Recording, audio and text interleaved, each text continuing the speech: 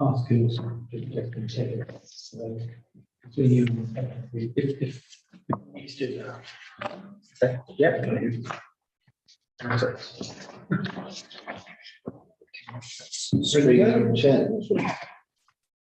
Good evening, everyone, and welcome to this meeting of Woodley Town Council's Strategy and Resources Committee, being held on the 24th of January 2023. Woodley Town Council meetings are now recorded, with recordings streamed live and stored on the Town Council's YouTube channel. By virtue of attending the meeting, you consent to having your image and audio recorded for this purpose. If you do not wish for your image and audio to be recorded, then please do not stay for this meeting.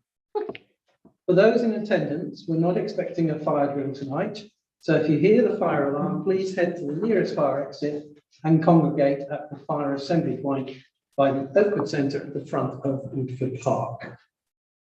Thank you very much. Let's move straight in. Agenda item 1. Apologies.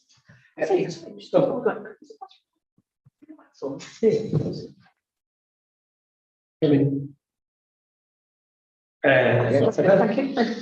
Yes, we have apologies. Apologies from councillors Brindley, Lewis and Rowland. Okay, thank you. Anyone has any declarations of interest? No. So I move on to the minutes of the meeting held on the 22nd of November 2022. Can I sign these minutes as a correct record? Actually, I thought we were approving this. sorry, I wasn't going to say you couldn't. I just have one or two queries about the minutes. Okay. Um, I'm sure Matthew will be able to. okay, sorry about this, Matthew. On the first page, 41, section 41B, there were 3 little queries about payments. One was about 3 crystal 60-litre storage boxes.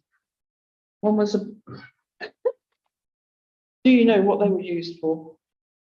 Oh, these are the questions that Kevin was going to look into. Yeah, they were for me to provide a response to, and unfortunately I haven't had a chance to do that yet. Oh, right, okay. I shall take that as a reminder. Okay, right. I'm finished, by the way. On page 33, right at the end of section 45, Deputy Town Clerk confirmed that the climate emergency section of the website was in need of updating. No, it hasn't. Do you know when it might be? I don't at the moment. We are working on it. But, Oh, right, okay, right, okay.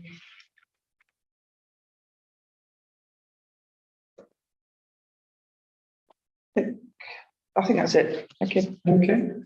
Thank you very much. So all those in favour, please show. That's unanimous. Item 4. These are some notes. Following the change in proportionality, the Independent and Labour Group qualified for additional seats on various committees, and you can see them all listed there. Don't need to do anything other than just a note for that. We'll now move on to item 5, budgetary control, page 7. I'm going to hand you over to Kevin. Thank you. As always, just to note the key items there in terms of expenditure on page 7. There are some items there which are over the 75% that you'll see. Most of those relate to, we've got staffing costs in there, some equipment superannuation and emergency repairs that were all over 75, but not massively, but that's taken those figures over. And the 100% on capital projects, which was to do with annual allocations to earmark reserves, so we'd expect that to be at 100. On income, on page 8, everything is the right way round in terms of cost, which is interest, on investments, and a key one, the Oakwood Centre, which does come up later, room hire and catering over where they were budgeted to be at this point. Okay, any questions for Kevin on that? No? Okay, so So that's just the noting, isn't it? Yeah. Thank you. So can we move on to round table? Payment on page 9. You want to say anything or should we just go straight to answer questions? Questions? So, Nothing wrong with that, by the way, Anne. It's good that you're participating. um, on page 9, Brown Bag Cash Limited, £2,442. Month catering fare. We do see that every month. Do you know what that is? So that'd be for catering in the month, which can be different, depending on bookings. Oh, I see. So it's to do with booking. What you get is two, so there's the rental fee, Yeah. which is the percentage, and So just to clarify, this is money we paid to Brown Bag for services for catering provided. yes, I have to double check that that's what that one is. Exactly. So if what they're that goes providing for. catering for us for meetings and for other hirers, that's what it would be. And presumably we get the money back from hirers. Yeah, because it's just easier to do that. Yeah, no, that's fine. directly. So we charge the Thank you. hire. Okay, and then further down page 9, asset, no, that's what I mean. Asset Technical and Resource Solutions. Is that work at Woodford Park Leisure Centre, the electrical work? It was, yeah. Right, yeah.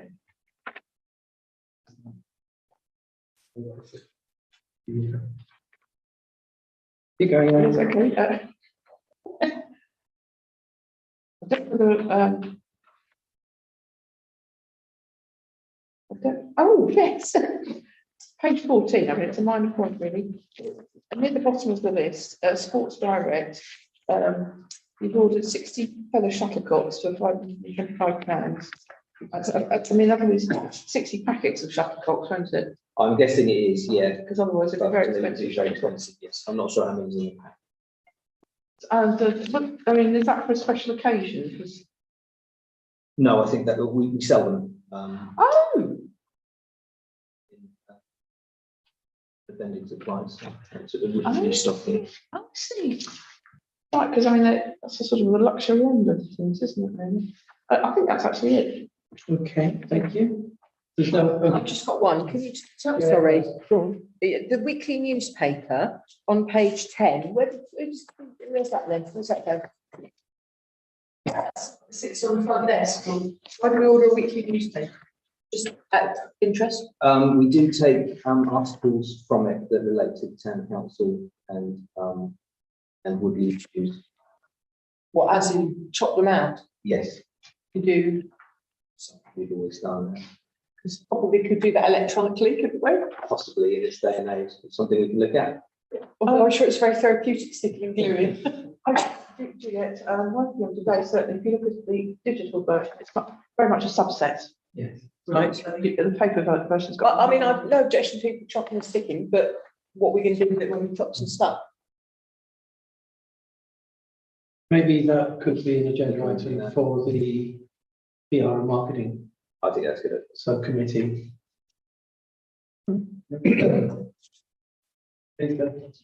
Just really a question that we still seem to be refunding an awful lot of deposits. So is there sort of a common denominator still on that sort? We do refund deposits. We have refundable deposits anyway. So they exist separately to require. Oh, so if they don't break anything, we don't. They get damage, they get back. back anyway. All right. okay. All right. Got it. I thought it might be sort of on cancellation or something. There are some of those. They tend to be, they're almost invariably all leisure. If there's something to do with a course or something, but yeah.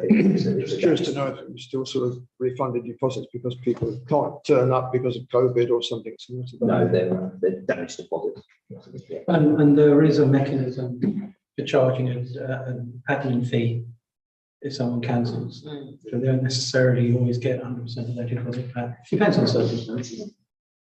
Any other questions otherwise? Right, we need to vote to approve those. All those in favour, please show. It's unanimous again. Right, we have to do ESDF governance.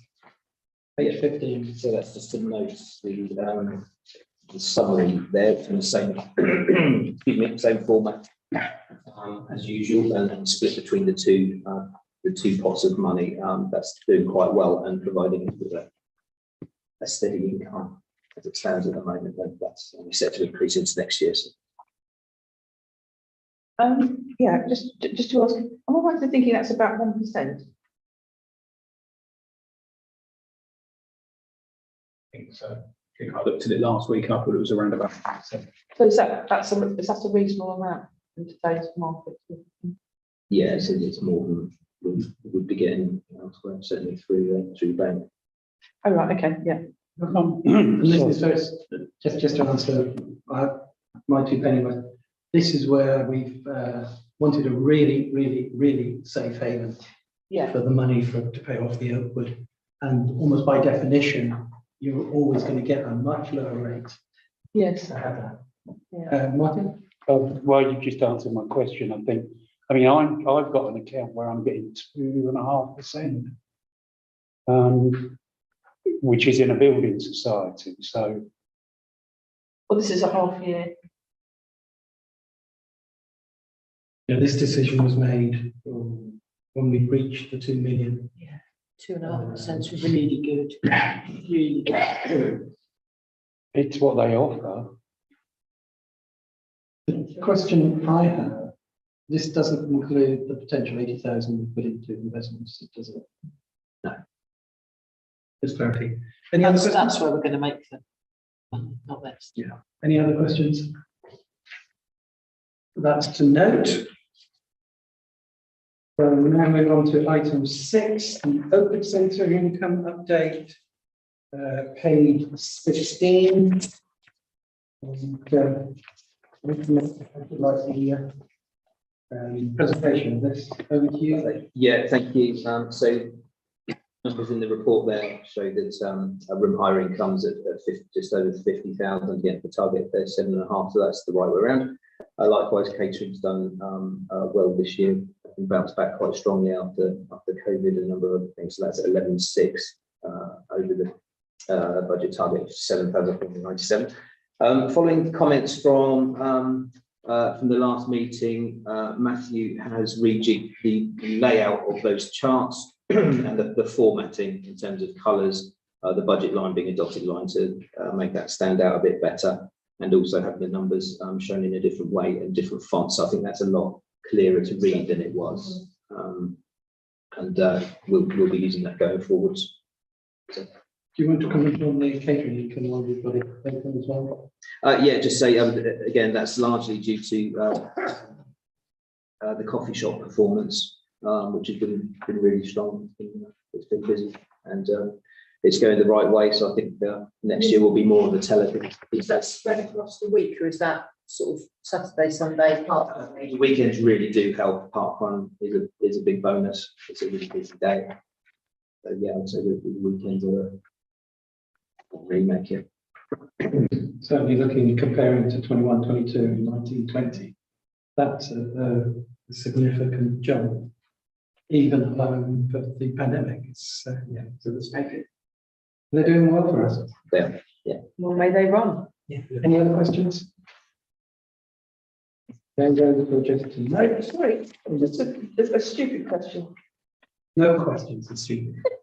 So what does it mean, say back in April, income £946? Does that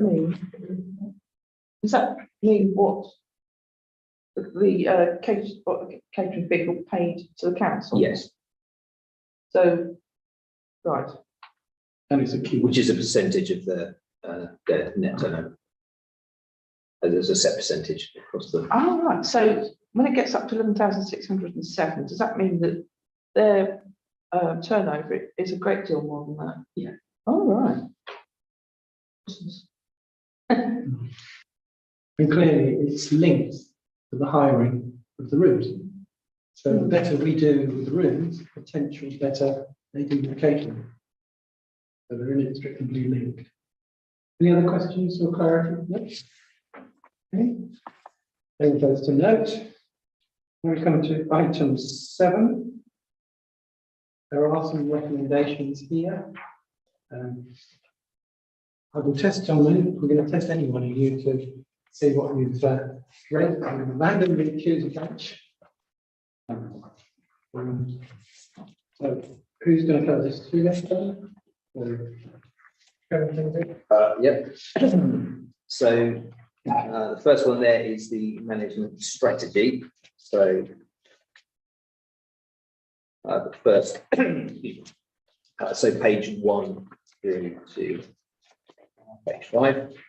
That hasn't changed very much from the previous strategy, only some with the pandemic. A lot of the conversation at the meeting in terms of the strategy and subsequently the risk register was to do with the terminology around the pandemic and actually bringing that a bit more up to date to do with the associated risk around that, not specifically COVID anymore, but a bit more broad. So those are the changes there. That does need to be recommended to the full council. Any questions on that at all? I have a request for the future.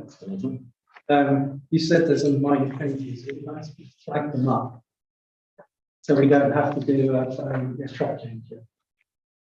Yeah. So we don't have to do a comparison. We can just have it. So if there's no questions, all those Nothing substantively changed, is it, Kevin? No. different colour, or some way of indicating. So if there's no more questions, yes, Can I have a question about the risk register? when we get to it. Okay, right. All right, so this is just the risk management strategy. For those in favour, thank you. Then that will go forward to the full council in February. Next. Okay, so next is the next step, which is the A3 sheets. So the subcommittee went through every line there and made some changes. Again, some of those were to do with terminology. Some of those risks have changed store, and those are summarised on those first pages where you've got high risk, borderline high risk, and risk score reduced. So you can see there where any changes have happened.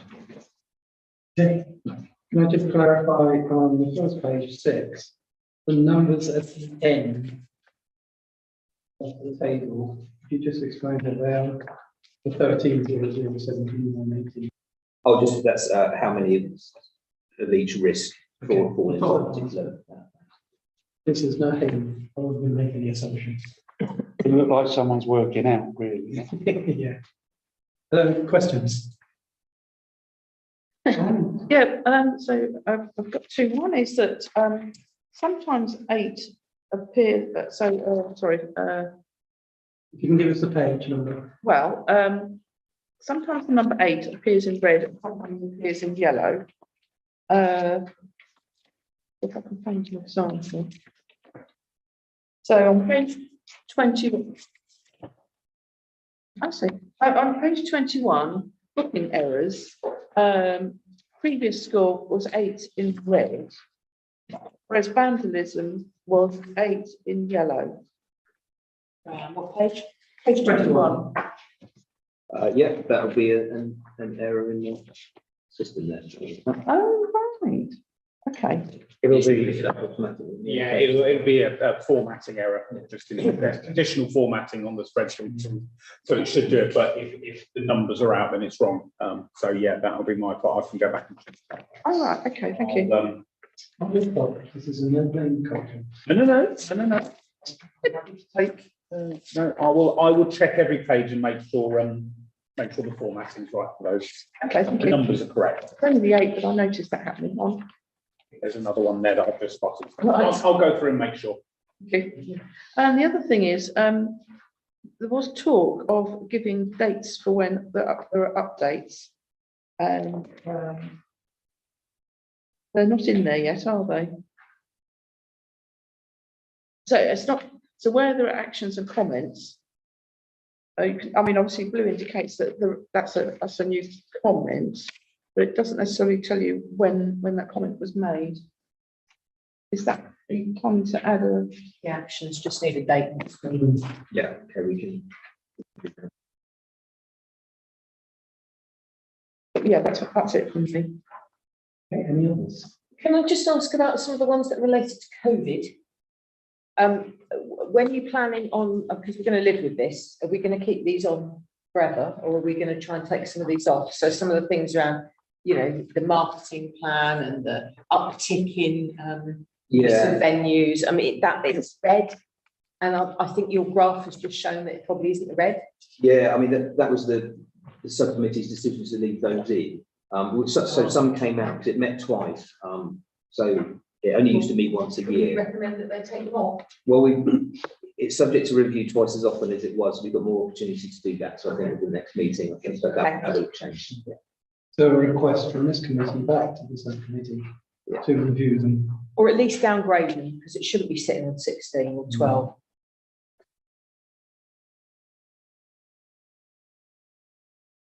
And I'll say it again, say it every time. There are too many businesses. Please do keep saying. Better, but there's still too many risks. I know it's not your fault. Philip? I just see on page 7, you considering that there's a higher risk of sickness and stress than there was previously, despite the fact that we think that COVID has gone down. Where's that, Philip? Page 7. Oh, no, sorry. It's where it says, where it is a yellow 6. Oh. Is that line?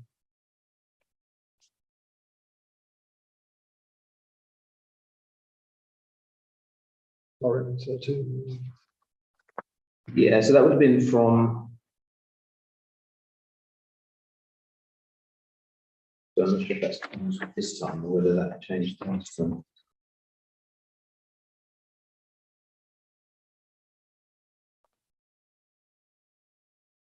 So it appears only a couple of items where the risk increased. Oh, I was on the computer.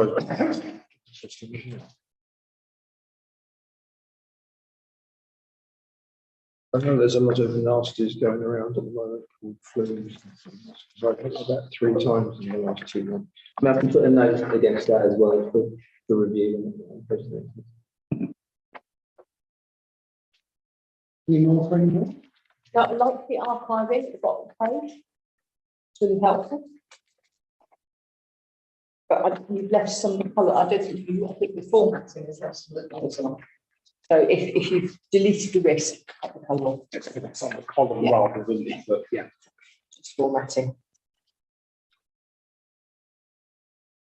And this item is for noting. Yes.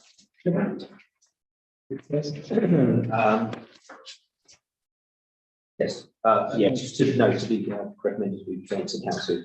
And the council is for noting. Yeah.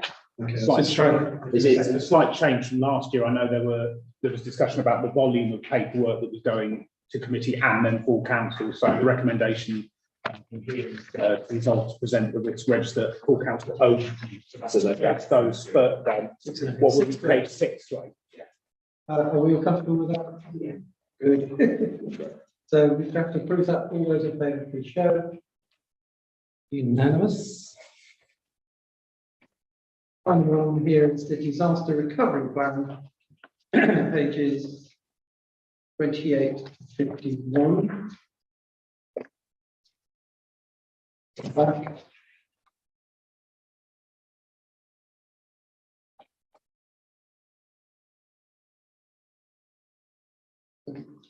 Kevin, do you want to talk us through?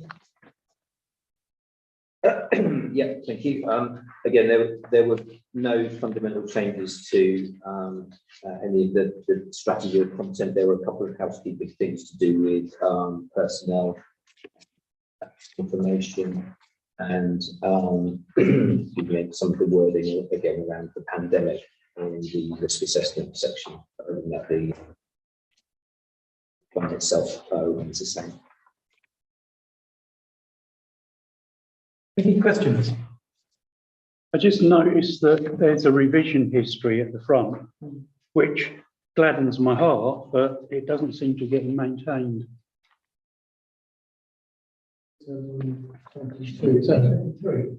Well, that was, no, because that was when it was last approved. So, and Is that- it will go on when it's approved. Right, For okay. council, so yeah. That makes sense. One question I have is, do we have a off-the-shelf out of office emergency room? Because I haven't been able to see anything on the website, and it's not, doesn't look as though it's here. We don't have a published, what, out of hours. So what happens if over the weekend all this place is shut and there's a problem in the park? What does the resident do? Apart from talk to the council. Yeah, I mean, what happens in practice is, because we have staff from the leisure centre open, the centre's open, they make somebody aware and they come to me, basically, if it's a maintenance issue, going to the meeting manager, who's then called. How does the resident know that they have to talk to somebody? That's the point I'm making. We might have the systems in place, but if nobody knows about them, they might as well not be. Yeah, I mean, we can review that. We don't have a 24-hour public number. Can I ask you to take it away and review it and make it?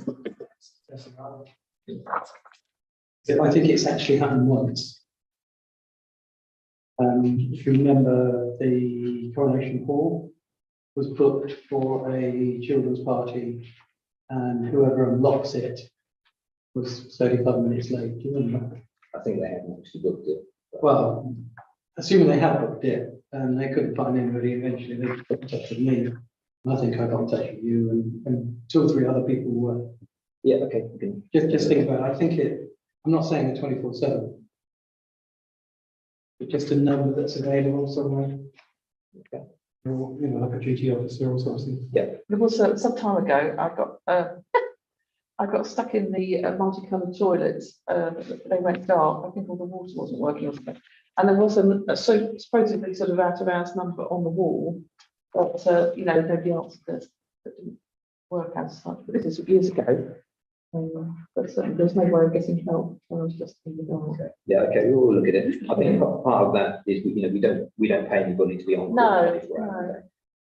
So although the amenities manager and myself will always answer the phone and deal with anything that happens, there's no.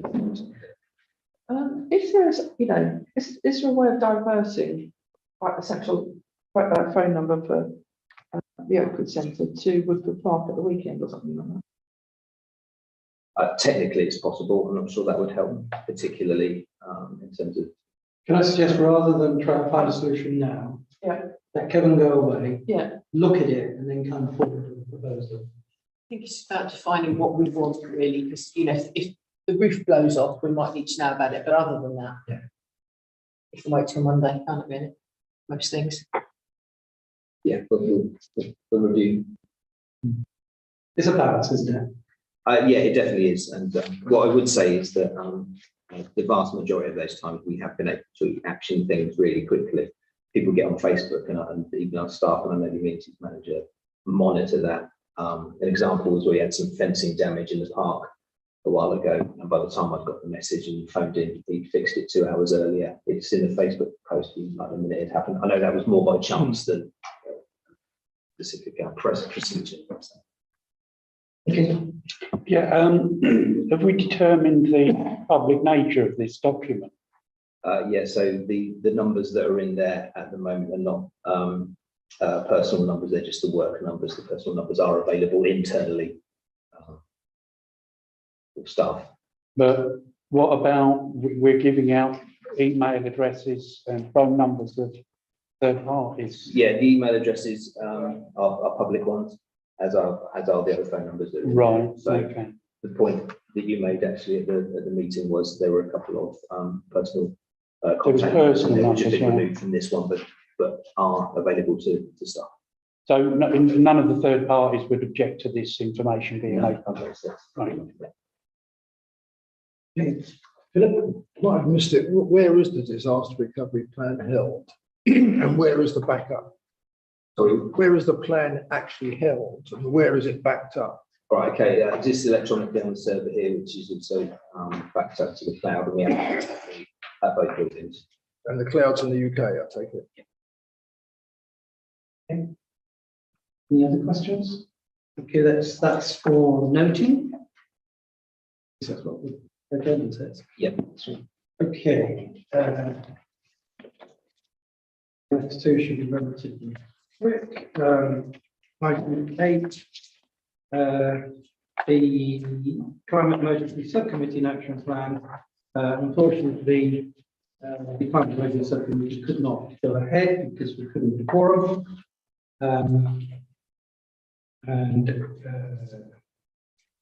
You want to comment on B? AB? Oh, there's no further. You're saying there's no further updates to the Climate Emergency Action Plan? No. Okay. Is that okay with everyone? No questions? Good. PR Marketing Subcommittee, again, that didn't take place because the political balance changed following the unfortunate death of Councillor Mooney. So we couldn't hold it, but there is one due on the 4th of April. Okay. Item 10, similar thing again. Due to the untimely death of Councillor Mooney, this political balance changed, and therefore we couldn't go ahead with the investment subcommittee. That political balance now has been sorted out, as we said right at the beginning, so we can get back into the full swing of it. Item 11, project schedule, page 19. Thank you. So the schedule there on pages 19 and 20 is just the same format as usual. It's smaller than it was last time. We completed quite a lot of projects which have come off. They did stay on there for one meeting to show us completed, and now they've come off completely. So there's a few outstanding projects there. A couple of those to do with the fire detection and electrical work in here, which has just proved slightly more complicated due to items being obsolete. So we're just working through those with the contractor to get those projects delivered. Knee rail fencing Woodford Park will be carried out through the year when the amenities team are able to do that. So they'll do it in phases. We have got the materials for that. They've delivered a couple of weeks ago, so we've got those in the yard. And likewise with the extension to the pathways around the lake and at Malone, excuse me, at Malone Park, which is where it was happening this week. Paddington Pump is happening.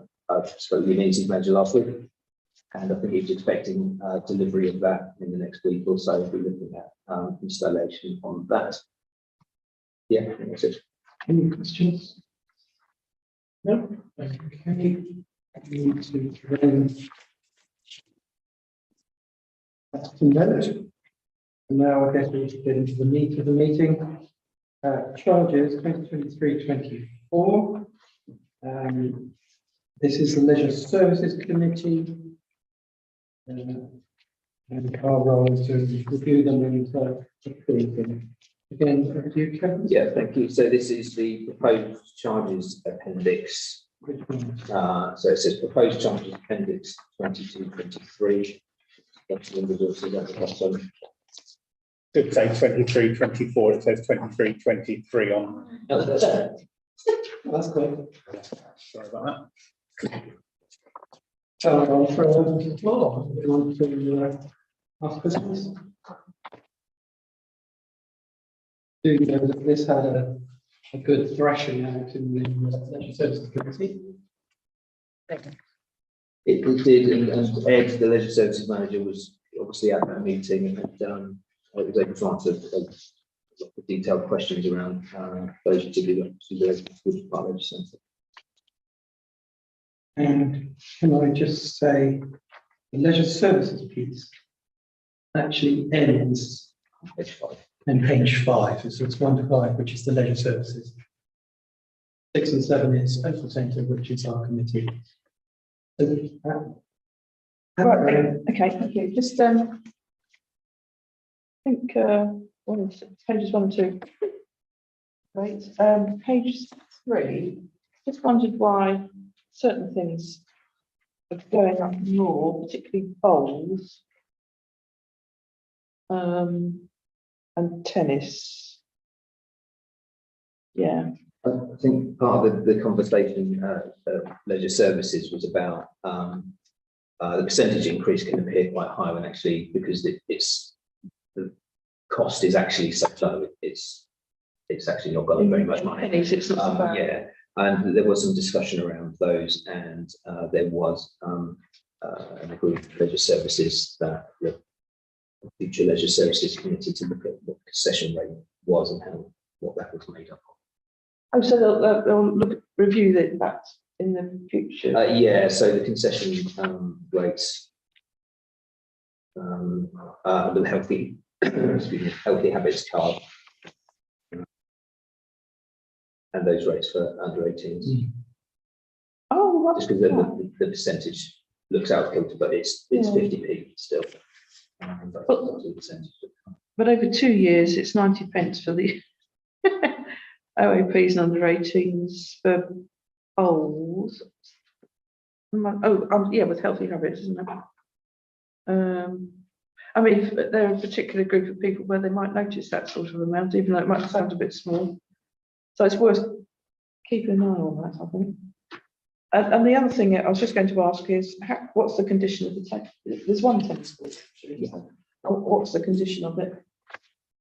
It's in good condition. Oh, that's I good. mean, it's a fairly basic Which facility. Those are the words that Ed used for it, I think. But it's a tarmac court, so Right. it's what it is. But it's safe and usable. Oh, okay, that's good. And the reality is it's hardly ever used. Yeah. So that was why we went down from 3 to 1. It was 6, 7 years ago. We just turned to private sites. But 6 people used to always book it all. They're not that friendly with other people. You've seen it before. Any more questions? Yeah, I'm not sure if I seem to recall discussing all this at some point, but what is the point in the increases? Why are we increasing these fees for all these various Well, activities? overall, in terms of the operation of the centre, obviously costs in relation to everything from staff to energy and everything else will impact expenditure over the year. So some of that can be offset through income through the charges. So we have an increased cost that this increase is trying to recover. To some extent, I mean, it doesn't cover it. It's It's not enough. in some areas it is, in some areas it's not, and that's why it goes through each and every one to work out which ones are of more Yeah. sort of value, and it's pitching that against competition elsewhere as well. So there's a balance to be had in terms of that. So we know what our increase in utility costs are going to be, do we? Have we got that settled yet? Yeah, We talked about that the other day. didn't yeah. we? Is this going to recover that increase in utilities, electric and gas? Not like for like, no. There's also increase in staff costs. Yeah. Pay goes up. Yeah, well, Which I was should do, involved in one you of know. those the other night. And so therefore,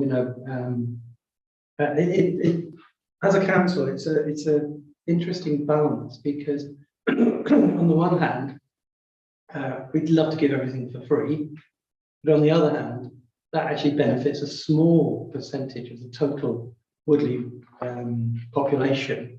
And why should every single person within Woodley subsidise a certain? But at the same time, particularly because of the competition, you don't want to charge them the full cost because it will defeat the object. So it's that balance, trying to find a middle way. And personally, I think Ed does a really good job in doing that. There's a lot of work, a lot of research work he does. He brings up various facilities. He says, how much do you charge for? I'm not knocking it. I'm just trying to understand why we're doing it. Yeah, what I would say as well, just particularly in leisure, Ed's got the flexibility to change the way that things are up there in the courses that run just to try and get more people through the door so that it doesn't all have to be charges. Actually, we can just get more people through. And that's very much something that he's So on. from his point of view, he knows that this price that he's putting in there, it will bear that rate Yeah, by comparing it elsewhere. Yeah. I still think it should all be free, but there you go. Well, if you want to pay 500% of your council tax. So if there's no more questions, we have to, I guess, approve these. All those in favour, please show. All those against? Abstain? Right. So now we move on to the last 2 pages on that document, which is the Oakland Centre. And you'll see, look at it. This is radically different way of charging than we normally do. So yeah. If I can, it's down to you, Kevin. if I can introduce that, yeah. So the existing charges for the Oakland Centre are based on half-day rates, which are vague in terms of what constitutes half a day and when that half a day starts and finishes, and how that works in the course of any day and into the evening. Reality of that is you've got bookings that might be more than 4 hours that we assume would be at a half day rate. Some might only need less than that, but being charged a half a day rate. So it's kind of not a helpful tool for being able to charge for what people actually want. What we've tried to do here is break out what an equivalent hourly rate would be from the current charges based on a half day rate being set at 4 hours. From that hourly rate, the principle to try and get to is to have a standard rate, so a standard business rate from which we're then able to apply discounts so the discount for would-be residents, community groups, etc. Historically, I think that probably would have been the case when the rates were very first set, and what's happened since then is everything's just wandered on percentage increases, so those actual percentage discounts kind of move over time. We made a change with the allotment charging a few years back to establish a principle of setting that kind of standard rate from which we work out the other charges, which makes it a lot simpler when you're reviewing the charges, because you can apply a percentage rate to the standard rate, and then everything else is 20% discount or 50% or whatever. So that is the thinking behind that that first section. So under the 22-23, that's the equivalent hourly rate that we have at the moment, although we don't charge by the hour. The second column is a proposed rate in 23-24, and with a excuse me, a percentage difference in the third column there, which is largely in line with the agreed charges in leisure services for the hire of the halls across the venues. It is slightly more complicated than that as it gets into the premium hourly rates, and again we've kind of applied the same thing to break those down. The second sheet, sorry, on page 7, actually shows it room by room and across the rates, because we've got the 4 different rates there. So I appreciate this is quite complicated. It will be less complicated moving forwards, because obviously we've had to try and break down the what we've got at the moment and make them frame it slightly differently.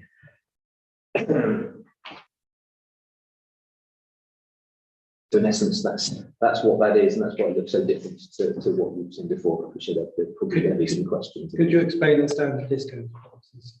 Yes. I know what they are, but Yeah, could you so explain those? that is in order to establish what a standard discount from a standard established rate would be. So you have the agreed rate. Woodley resident would get 37.5% discount from that rate. So going forwards, it changes to that standard rate. You don't have to keep applying that rate across the different bands. You've got a set rate and then just a percentage discount for the different organisations or individuals. In essence, in summary, you have a base cost. Yeah, and then you apply the discount depending on the category. That will also mean in the future, we do this time and time again, it will just run forward rather than looking at 50 or 60 different charges. It'll be just the standard rate, and then all the. That's a similar principle that we've got in the allotments, isn't it? yeah. Which has worked very well. Just to let, Carol's first. Sorry. oh, sorry, just to let you know on those percentages as well, they were all worked out based on a review of all of the rates as they currently stand, and a current review as to what that kind of percentage difference was based across the board. So they're not kind of finger in the wind having a guess. They were all based on doing a full comparison of every single rate to see what they should be. Carol, then Yes, several questions. If a Woodley resident books the hall, but the rest of their party, if you like, are non-Woodley or unknown, do they still get that discount, or does there have to be a specific number of people in the booking? The person hiring is the, Okay. the person we'd have the contract with. I thought that's what it was. Okay, I'm sure people cotton on to that as well.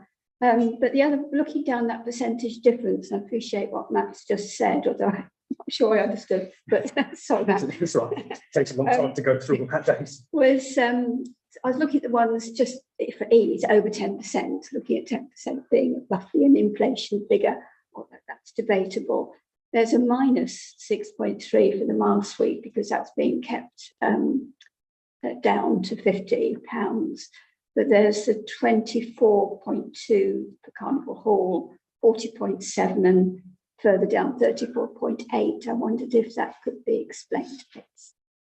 I can explain Carnival Hall and the Carnival Maxwell rates. Historically, the premium rate for Woodley residents, non-Woodley residents and community hire groups was much larger than business rates. So the business rates had a very, very small decrease,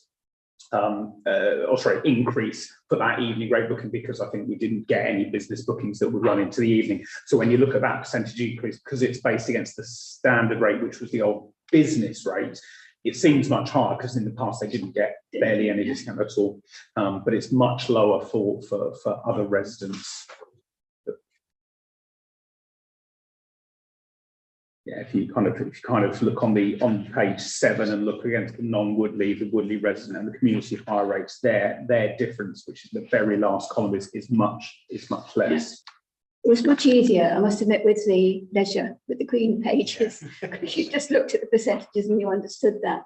And I think this is, I appreciate that page 7 possibly explains some, but it's a massive figures and Your question about the mile suite, just for yeah, sure. mile suite has always been a bit of an anomaly because it had a much higher rate anyway. Because it's a nicer room, and that was sort of a remnant from when we were hiring weddings and things like that on a different basis. What tends to happen is we hire it out as a business room in the same way that we would the other rooms, and the rate there was a rate that was never charged, basically, because it didn't make any sense. But actually, just because we're busy, we charge someone twice as much. And it's a different room, so it's just 11 months. So if it's not too difficult a question, which rooms or halls or whatever are being charged at or being increased by an amount greater than 10%? That would be the amount. It depends on what hours and the hours you're booking it for and stuff. This is because it's such a change in thinking to the way the rooms are booked and hired. There is no direct comparison rate for it. And in fact, the figures on page 7 were the best we could give you to give you an example based on the current equivalent 4-hour, 8-hour rates and evening rates, which is what we currently charge, Okay. what those differences would be. And obviously in future years, there would be no need to provide this vast comparison. It would be the information on page 6, and you would just see those simple percentages. It's just to try and give you an idea because the changes are so vast. would it be possible, Mr. Chairman, to minutes or for, you know, for the full council to explain, or in fact, a fairly straightforward manner as to how those figures, because I think the same questions will arise there, just explain how it's worked out and what's changed, and I think that might help proceedings when we get to full council. That leads into something I was going to ask for, on the assumption it gets through full council in February. We need to put out some sort of communication, press release or whatever, that does explain exactly what the new system is, the new process, possibly with examples. You know, I think that would help. And putting that together, I think, would be useful for the full council meeting as well. Any other questions? Well, that description that Matthew gave to begin with, that seems quite a good pithy description to me.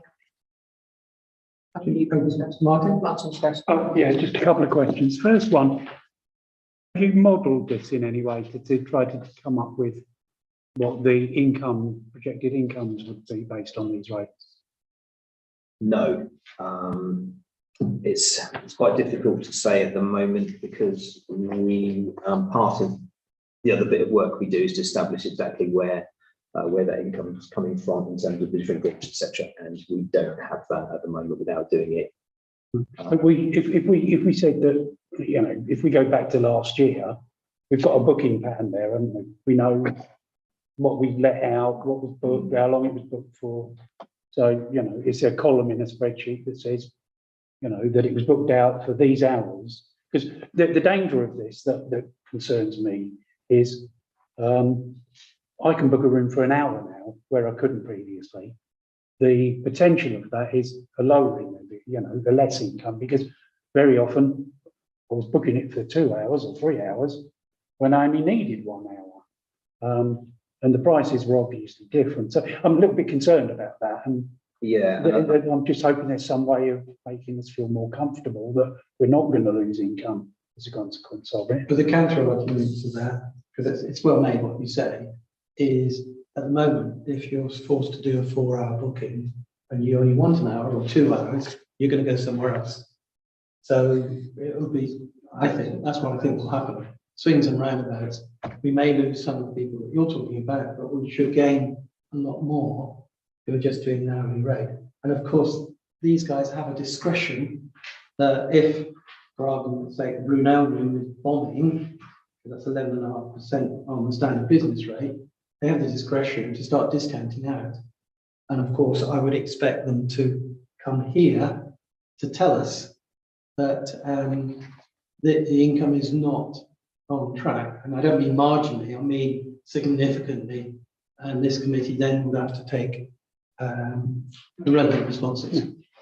No, I just wondered if there was a way of testing this approach to see what the potential is. There's a range, isn't there? It could go tits up, and excuse me, I didn't mean it. It could go wrong, or it could go well. And you know, what's the best situation? What's the worst situation? Where do we fall in the middle? That type of approach, because it is a big change to what we're doing. it is, and I think that's part of the difficulty we've had because of the way it was, because it was kind of so vague. It's been hard to pinpoint exactly what's happening within it because of the half-day rates. Yeah. Which are All right. the blocks. We used to report the income in blocks, which meant nothing either, Yeah. as opposed to actual income and the hours that we can hire. All right. Just one other question. The way this has been presented here is this, what's the public presentation of this?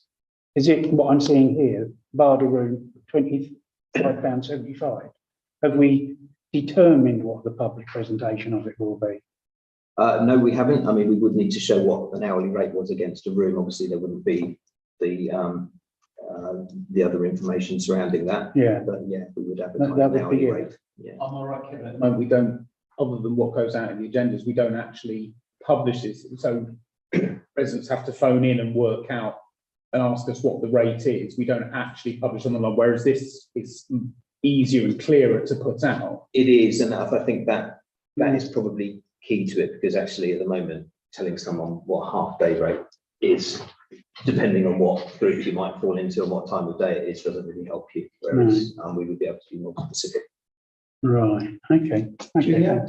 Thank you. So will the market bear this? Have you tested the market? Have you looked at other places? I assume it's fine. We haven't got a kind of rate comparison with other places locally against individual rooms, for example, at the moment. What we've done is try to work it from where it is at the moment in terms of what we've been charging. I think what we'd definitely be able to do that if we've got a system which is providing an hourly. Could I just ask you to do that? Because I Yeah. think what you've done is simplify it.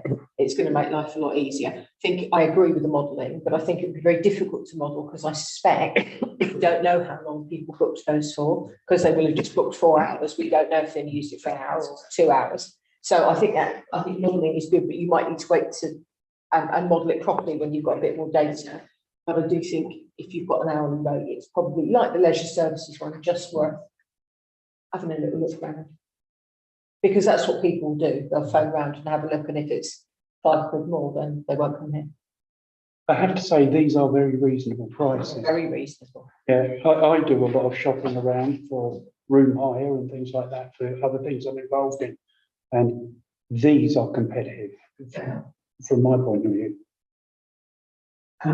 Yes, I was just going to ask, have you sort of done a few examples, you know, like people who regularly hire like the Czech school or something, to what they would be likely to pay now compared to what they would have paid under the old system? Hirers like that do get a slightly different rate anyway, because of the nature of the bookings, make it complicated. Long-term bookings, I mean, there are some organisations that basically take over the whole building in the nicest possible way and on an ongoing basis. And actually, there's a deal to be struck there with someone for a long-term booking with the whole centre. So there is still a discretion there to have a rate for an organisation that's kind of block booking rather than as a one-off.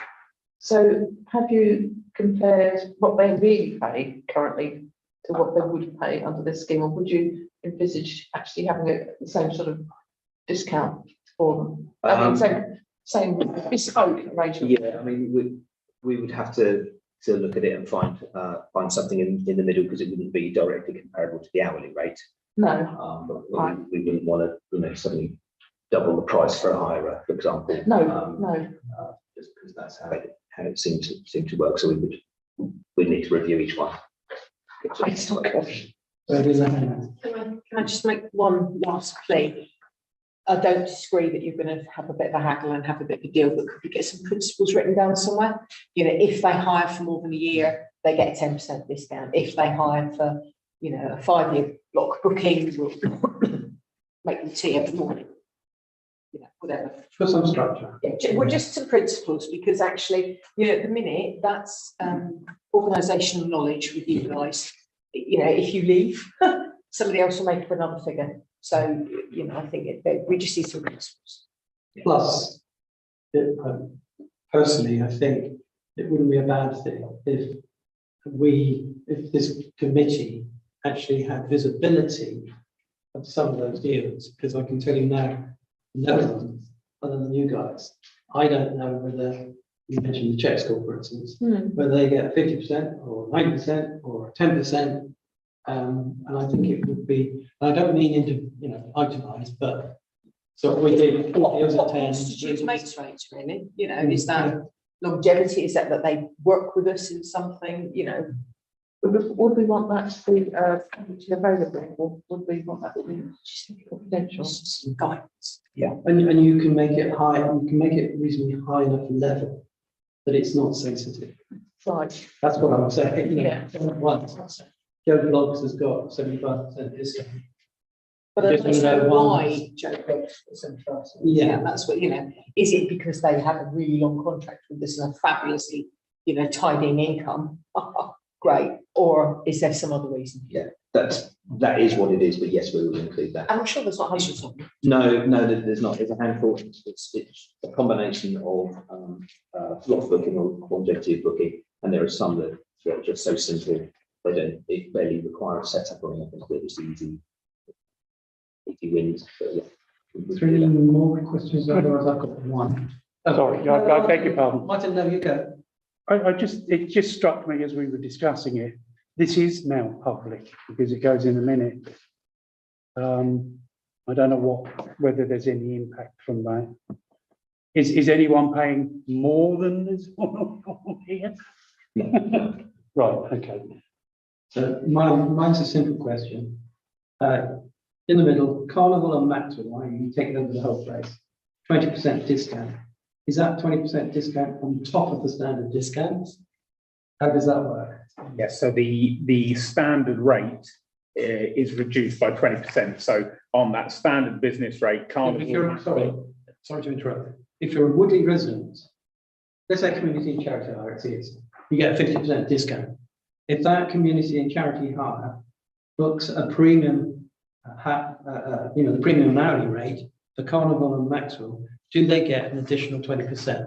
Is it either or what? It's not clear. No, okay, so if we can try and make that clearer. So in the top standard rates, Carnival Hall and Maxwell Hall are set at rates. If you add the rooms together and book them together, that £83.75 is a 20% discount on booking the two of them separately. Right, and then they get the Woodley resident. Woodley residents, so Woodley residents get their 37.5% off the £83.75. That was Not bad. It's quite cheap. That's obviously that. It's less than I'm paying for the place in Reading. And I thought that was cheap. And I think that's quite important because actually you can see that when it's an hourly rate. Yeah, And we've not been able to see that before when it's been a half day rate because it doesn't really mean Can you anything. make It's that quite a selling clear point, somehow in the communication or whatever, because it is confusing. I understand. Yeah, I think it's, because it's trying to explain that's where that £83.75 is based on. So in future years, people know that that's how it's worked out, but I'll make sure that that's clear on that. Okay, is there any more? I just assume it's just commercial businesses, is it? Presumably who pay the rate at net. They pay what? Sorry. Just paid at net. I'm taking it's just business users who pay the net. And do we advertise it as so much plus VAT? Because obviously that makes it look a bit less, because if you put VAT in, it's very easy for a business to just look at the final price and not realise that there's 20% involved. I think that's part of the problem in terms of being able to advertise it as well, is that this does give us something we can advertise. It's more specific than what we had before. So that's why we've asked people to contact us, then talk them through it. It will look 20% less, won't it? Yeah. Any other questions? So we now have to vote for these. All those in favour, please show. Yes.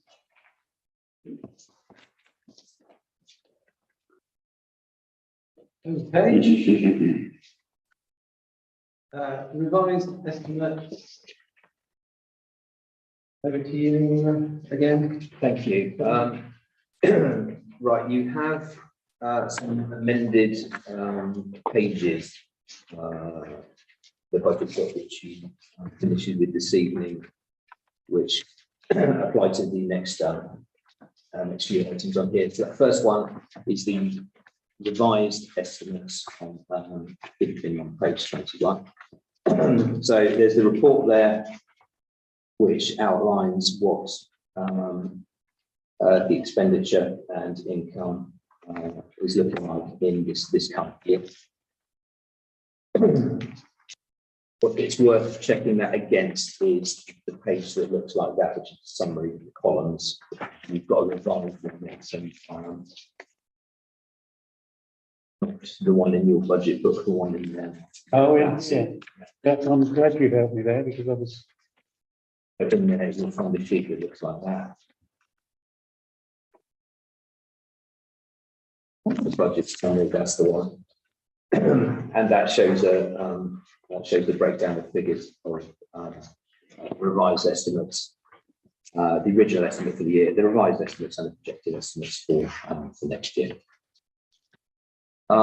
So long and short of that, the expenditure in this year is estimated to be just over 63,000 higher than the original budget estimate. and with some expenditure there of 21,912 from earmarked reserves. That's one of the things that appears differently in the summary this year. We've shown the earmarked reserve expenditure by committee, whereas before that was kind of hidden in the back of the expenditure information, so you couldn't really see it. So that's one of the changes that's happened in that form. Income estimates show like to be about 68,000 higher than the original budget, which leaves a net expenditure anticipated to be about 12,484 over the original budget for 22-23. So that's the first one. That's 13A.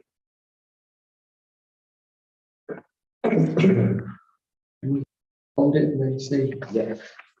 questions, comments. Are you going to cover the other changes on the Yeah, budget? yeah, I will. Yeah. Okay. Just to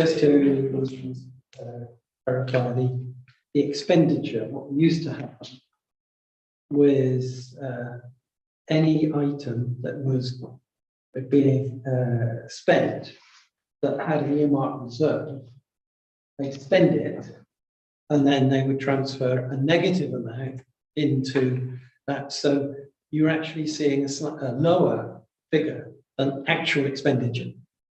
So I've been working with Ash and Kevin for a long time on this. What I wanted to do is for us to actually see what is the actual expenditure, and then later on, and Kevin, I'm talking through it, is where it's financed when we get to the net expenditure, or the total net expenditure, how it's financed.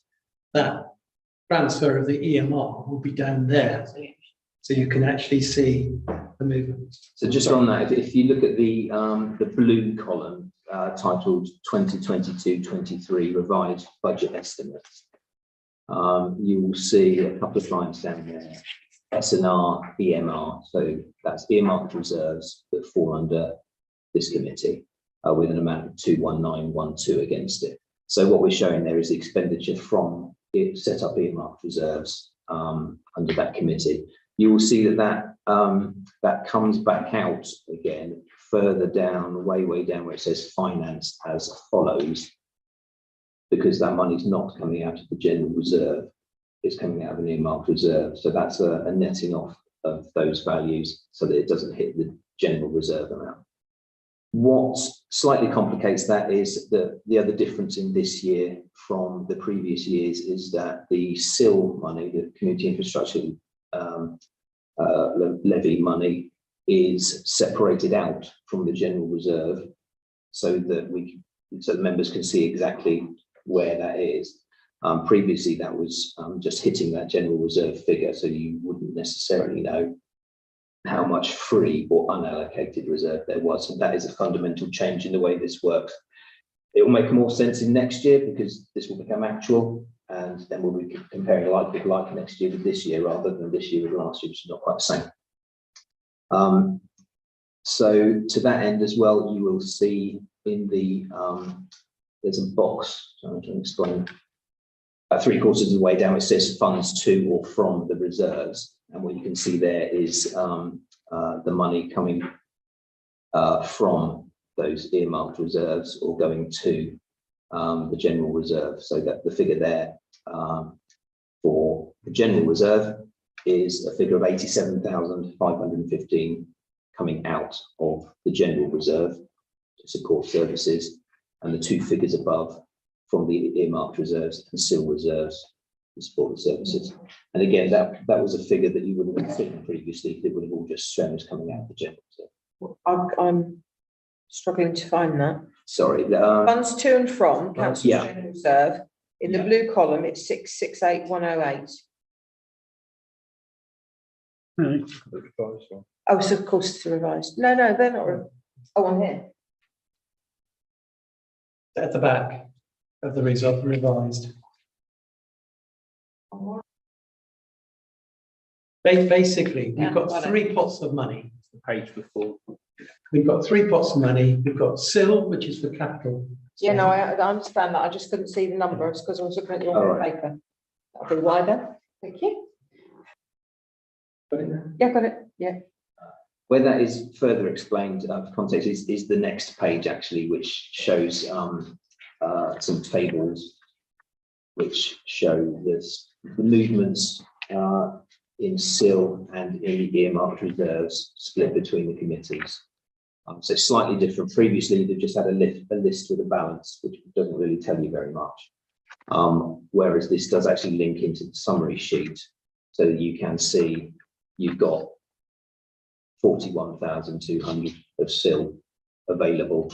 You've got 219,000 in earmarked reserves in leisure. So those figures are just clearer. Before that was all kind of lumped in together. Purpose of that is to show what monies are available unallocated in the general reserve, as opposed to those that are allocated in earmarked. So we've raised the visibility, the transparency of movement of these funds dramatically.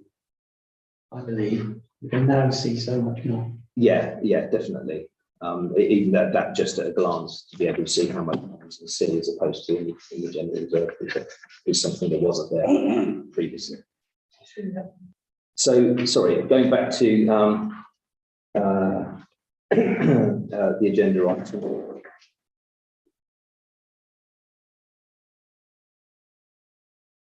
Okay, so Yeah, it's to consider the recommendations from leisure. okay, so those are actually. Go on, can I ask one? Yes, of course. you can. So one question is, under income. Yeah. At the bottom, the 2022 to 23 budget was going to be 635,192, but the revised budget is 1,016,254. Yeah. What has changed So much? that figure is inflated by a £200,000 income from section 106, which that does come out in the expenditure, capital project expenditure further down. So again, it's just one of those items that shows us coming in and then coming out again. It does inflate the net revenue expenditure figure there. Right. It comes out, if you see further down under the capital and project expenditure, you see the 200,000 come back out. But It's to show it that it happened. right, but it's still the gap between the budget and the revised budget is still greater than that, though, isn't it? Yeah, so there are some other things there. You've got leisure services income was stronger than anticipated at the start of the year, so that's largely good for our leisure centre.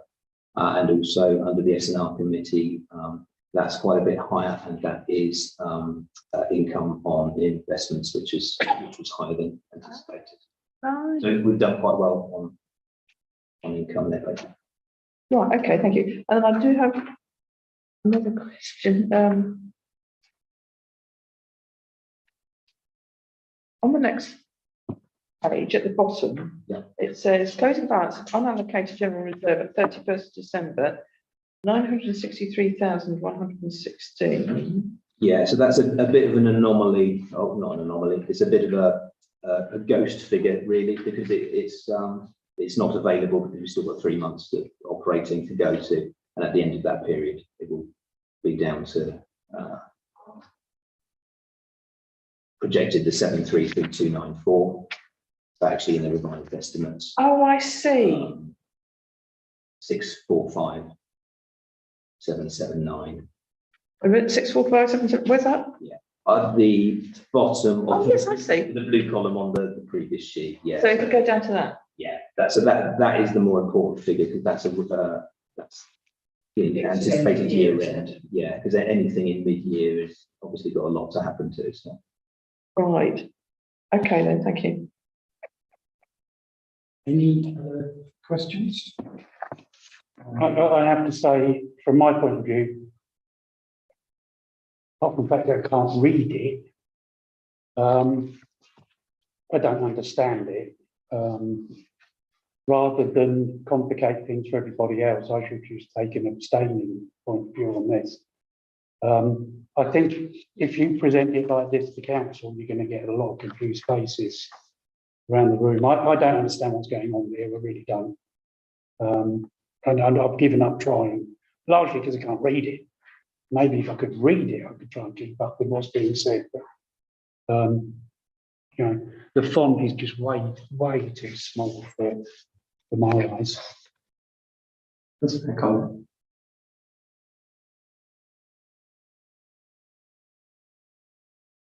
Right. No more questions. We then have to we vote on the no. Yes, so. So that's item B, isn't it? Yeah, Noting the recommendations. If they're the ones in your agenda, the green. which are the leisure services. Oh, yeah, yeah. Well, that's fair. So I'll just check. We've done the revised budgets, have we? right. So if you go back to the Sorry. it's good. If you go back to the first page on the, so we've got two recommendations here. That covers both of those, isn't it? Members know the contents of the report. The members approve the revised budget packages 22-23 as set out in the budget appendix. Can I take those together? Page are you reading? That is on the Coloured one. it's this one. Revised documents. It's a report number SR 323, so it's on the revised pack that we were given at the beginning of the meeting, and it's Okay. With the difference you see highlighted in red there. So I'd take- take them separately because if Martin wants to Okay. abstain for the second one, then Yeah. you might want to approve the rest. I'm staying all the way through. I don't follow any of this. okay. So on that basis, all those in favour of the two recommendations, please show. All those against, all those abstaining. Thank you, Martin. So now we move on to 14A, which is the second sheet in the revised documents. Would you take us through it, please? Yeah, so that's report 423, which is essentially the same layout. What this is referring to is the green column on the summary, which is the proposed. Sorry, could you, what's the plot? Where are we? Sorry, We're effectively working off the revised document sheet. If you work on that one, it's the second page, the third page. It's SR 4/23. Oh, right, okay, thank you. and that's referring to the figures in the green column of the summary. Just looking at. To summarise that, that's looking at the committee's expenditure, estimated to be just over £111,000 higher than the revised estimate in this year. What we do with these, we go through it every single budget line in the back document in that budget book. So everything in these boxes, and discuss with the managers for each one, and establish what we think is likely to be the case in next year for expenditure on each one and for income. Things affecting that, particularly in next year, are staff pay, superannuation, and election expenses. There is an additional allocation also in Woodley Town Centre Partnership, which has the normal allocation that it sees, but also an emergency allocation in respect of the pressures that it's facing in this year, and that's not something that would be a given.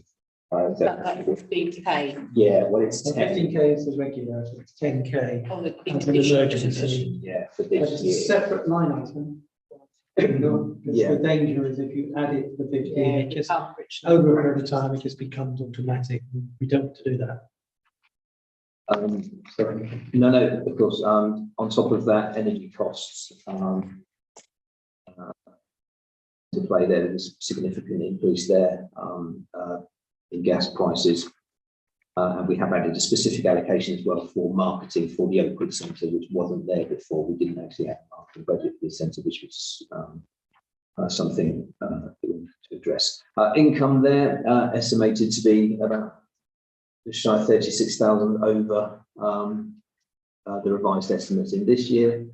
What that does mean overall in net expenditure, that would be £50,000 lower, in fact, than the 22-23 budget.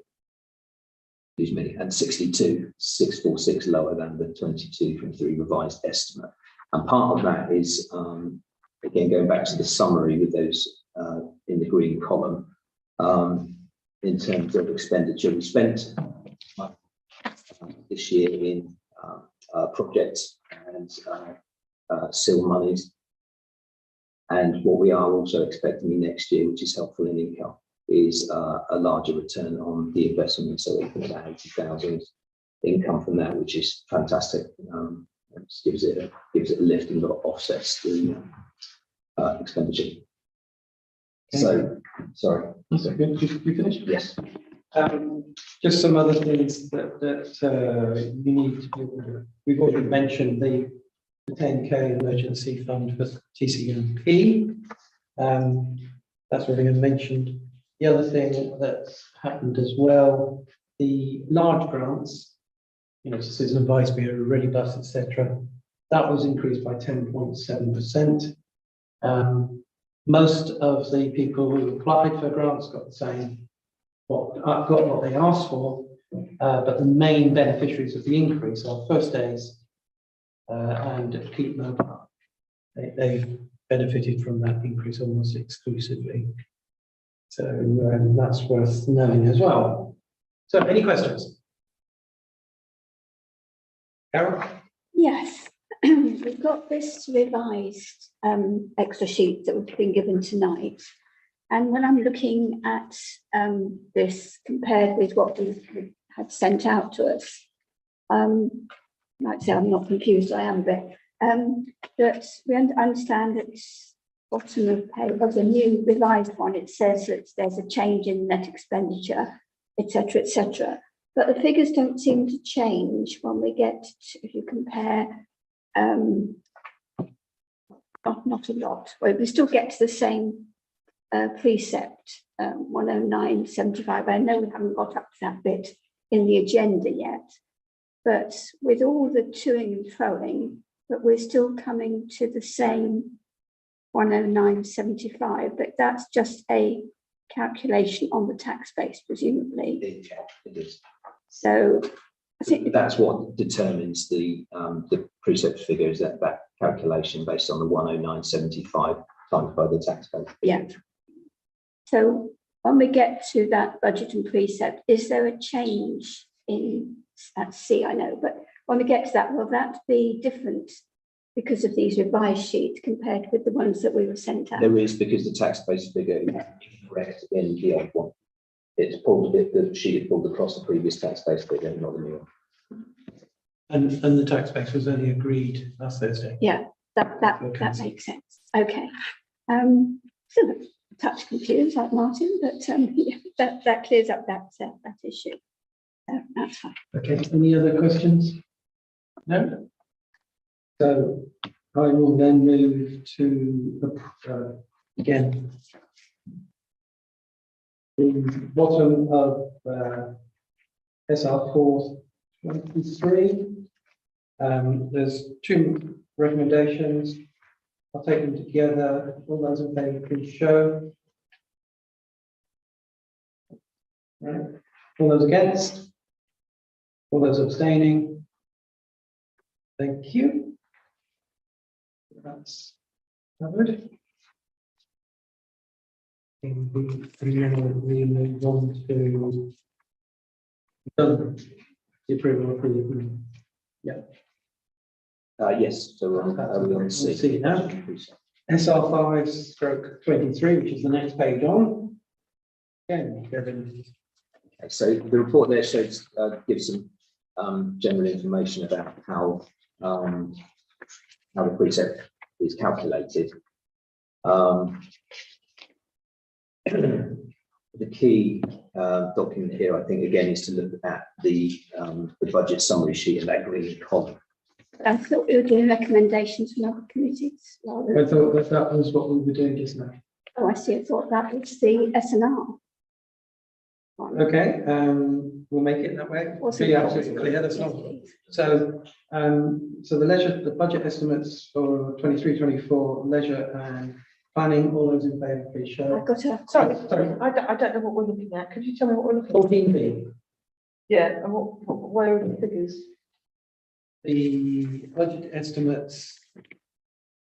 It's in the, So it's the, In the budget, it's in the separate budget appendix that was handed out originally. The green pages for leisure services are correct. And then in the revised pack that you have, the correct figure in on the screen on there. sorry, and in this document. the one that was actually distributed to you before, not. Sorry, it's- Yeah, Green page isn't it? Yeah. yep, so that's still correct. green. And the last page, which is the planning one, Ah, right, okay. is in your, the one you're giving tonight, because there was, Oh, okay, so there was a mistake. this one's wrong. Yes. Yeah. Okay, right, on page 28, on the green pages, on the original that we sent out, is youth services. And you'll see from there on the top line under 4264 that an amount of £1,000 has been added to the youth services budget. This is in variance to nearly all of the other ones that we looked at the other day, which were increased by inflation. Youth services have not been increased by inflation. 1,000 on 26,000 is much less than that. And in fact, that means in real terms, they've had a cut. Not only that, but the original budget for this year that wasn't spent has not been carried over. So I just wanted to voice my objection to the lack of funding that we're giving to our youth services in Woodley. We're not even increasing it by that minimal amount to match inflation.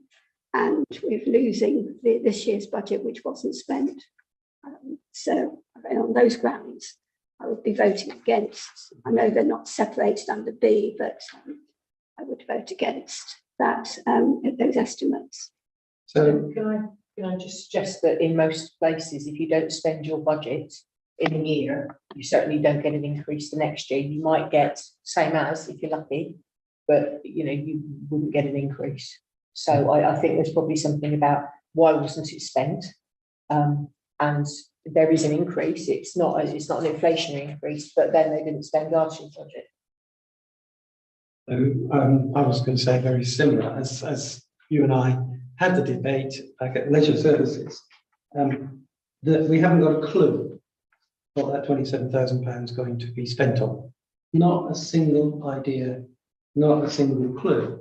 And the reason why I can say that with such strong conviction is that we do not have a youth organisation or any organisation who's actually signed up to the SLA. When it went to tender, not a single organisation responded. So clearly there was something wrong with our tender or our understanding of what's out there on offering. And the Youth Service Committee, of which Anne is a member, I think you are now, aren't you, Martin? No. Oh, okay, so it's neither, isn't it? Are working hard to redefine that what we were looking for and trying to match it with offerings out there from youth organisations. Until we do that, we won't know how that's spent.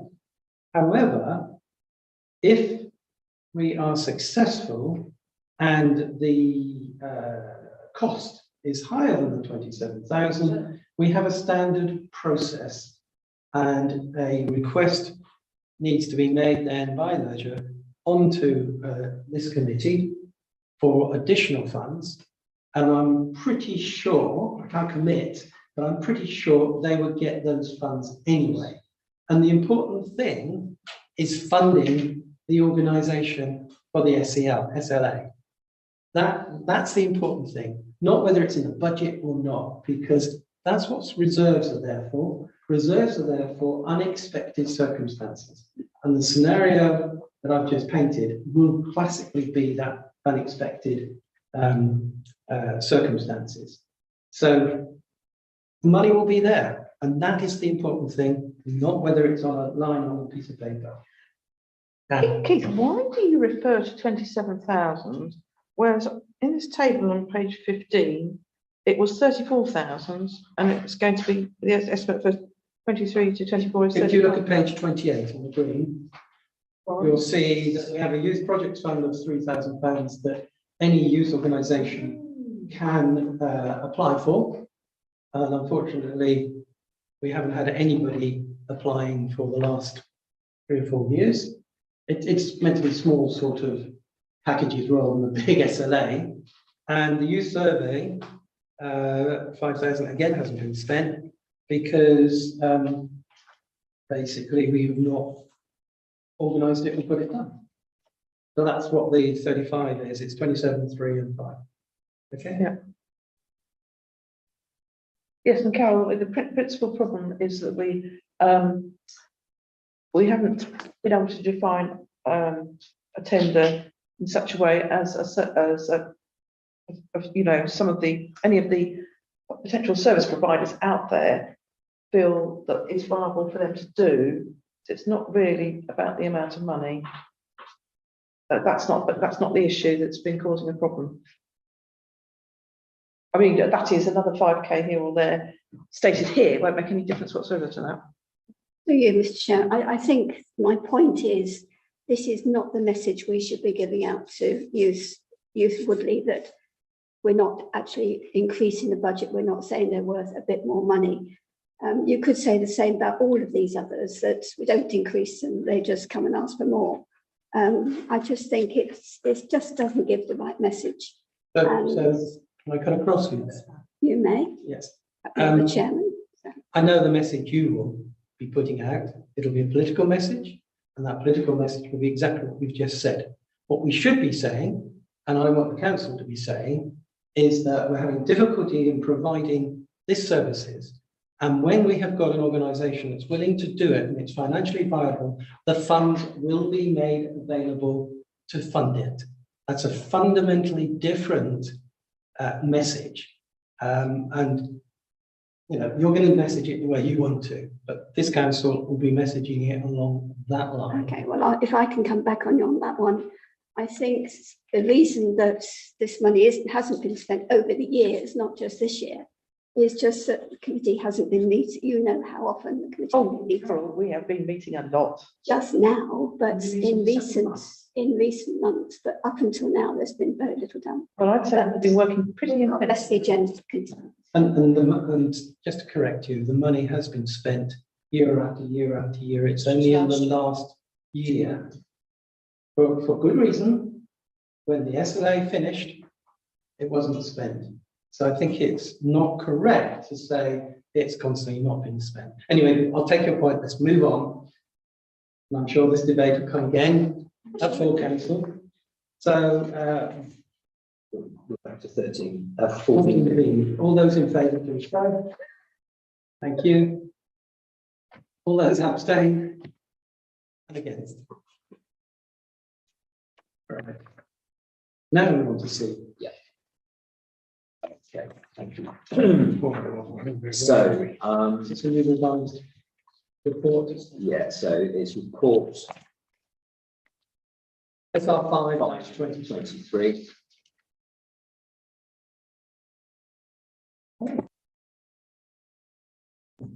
And basically that the second page of that report gives a breakdown of what the impacts are on the various reserves based on the projected amounts for next year. Looking at the summary again, so the one with the columns and the magic green column, which is the proposed budget in 23-24. As you look down there, it's broken down exactly the same way. Just one thing to note in the financed as follows section, where the precept figures there. That does assume that all spend would come from the general reserve in terms of the calculation, because we don't know how much SIL we might get in the year, or what other things we might have, we might be able to fund in a different way. So it's a slightly cruder calculation in that sense than the one we've done in this year. What it does do is follow through to a projected reserve figure, which is kind of the all-important one at the end of that year, of 530, 112, so the bottom right-hand figure for we project the general reserve to be, in addition to the earmarked reserves and SIL reserves identified on the other page. Okay, any questions? Carol? Yes, could you confirm for me whether I think the general reserve is being reduced in this proposal, is that correct?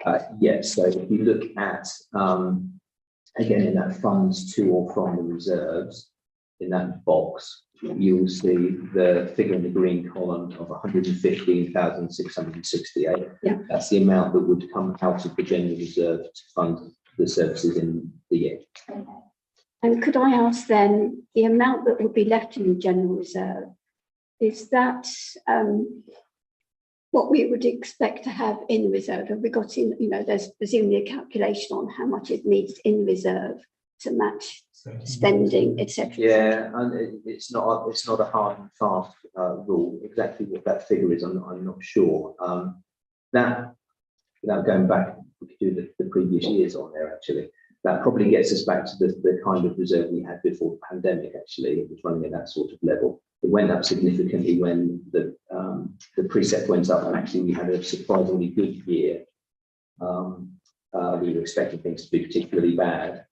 We actually did quite well. So the reserve was inflated in the year before that. So it's been running quite higher than it would normally go.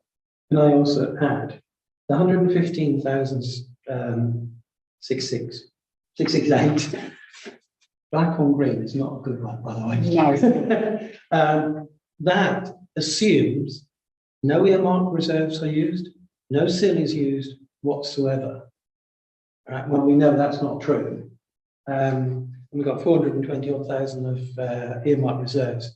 So that draw on the unallocated or general reserves will go down. How much it will go down, we won't know until we actually get into the fiscal year and draw it down.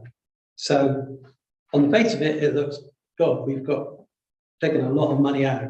In reality, it will be smaller. How smaller it will be will depend. That's what you can see happening if you look in that row at the revised estimate and the original estimate. You can see that figure is diminished because there's been expenditure coming from the reserves to fund it as well, so not just from the general. Any other questions? Yeah, on this subject, again, I'm still confused, don't know what the bloody hell's going on, but I do know, based on what Carol's been asking, that we've dipped into our reserves.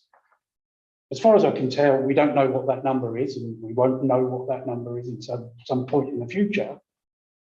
And we're unable to make a statement as to what reserves we have left, which I don't understand how we can be in a position where we don't know what reserves we've got.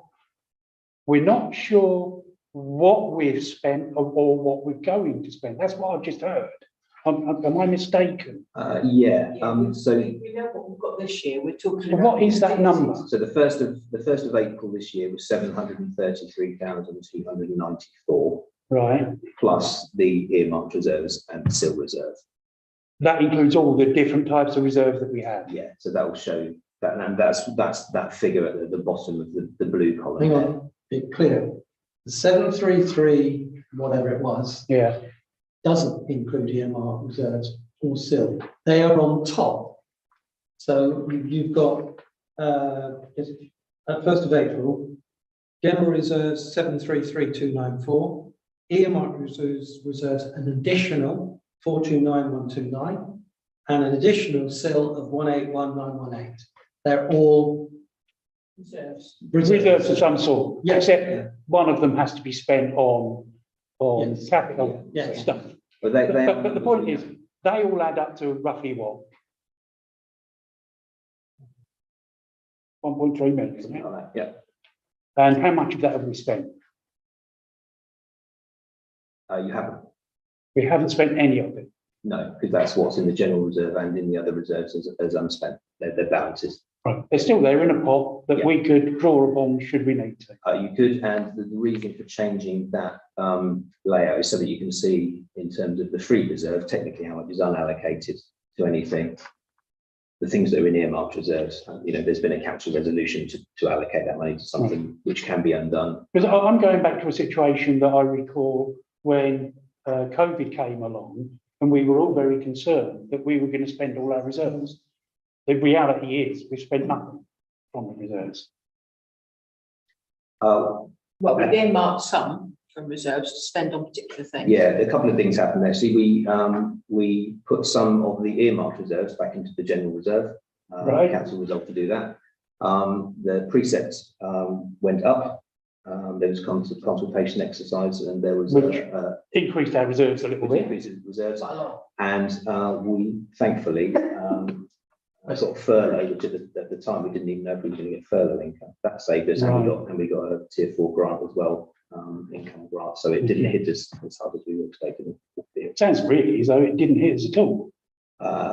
I think that's probably quite a reasonable statement. I think we survived very, very well financially.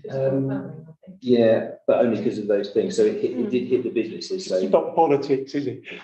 No, but it was good planning. They went for furlough as much as they could. Yeah, they did a good job. Tier Yeah. 4 grant. If they hadn't done all that, we would have been eaten well into those reserves. No, it's a great situation to be in. Any other questions? No? Okay. So the recommendations are on the bottom of the second page of that SR report. There's 3. Members note the contents of the report, proposed budget 2023-24 be presented council for approval, and the proposed precept level of 1195649 for the 23-24 financial year be presented to council for approval. If it's okay, I'm going to take them all together. I understand that you're going to abstain. All those in favour, please show. Okay. All those against? Abstaining? Okay, so that's carried. Oh, that's a difficult one. Maybe this is going to get easier now. On the home leg, 15, community governance. We've got a late application here, which is on page 25 of the original agenda. You can see it there. My perspective, I'm very happy. Homestart is that I do know of Homestart. It's a very good organisation. Any questions? Sorry. How late was it? It came through a couple of weeks ago. They haven't received a grant for a couple of years, and I think they've got a new person looking after grants, so they contacted us to see what their situation was. It's only 250 pounds. Yeah, no, I just wondered why they hadn't done it. Have they not got process? Have they got a new They've got a person? new person involved. So. So my proposal is we agree it and we actually reinforce that they need to get it in time next time. The new person is aware of the new deadlines. Is anybody else contrary to that suggestion? All those in favour, please show. It's unanimous. Future agenda items, any future agenda items? Looking around? Nope. Publicity and website, any items to be publicised? Clearly the Oakwood Centre charge changes when it's approved, or if it's approved at full council. So I now need to the exclusion of a public and press. To the result that in line with Standing Order 12.2, review of the confidential nature of the business that I can transacted in relation to both legal and personnel matters, it is advisable in the public interest that the public and press are temporarily excluded, and they are asked to withdraw for items 18 and 19 on the agenda. And thank you for attending. Thank you, Good to see you. Be careful how you talk about Silver Fox on this. bye-bye. I think we'll be the same view that you have, but we'll discuss it.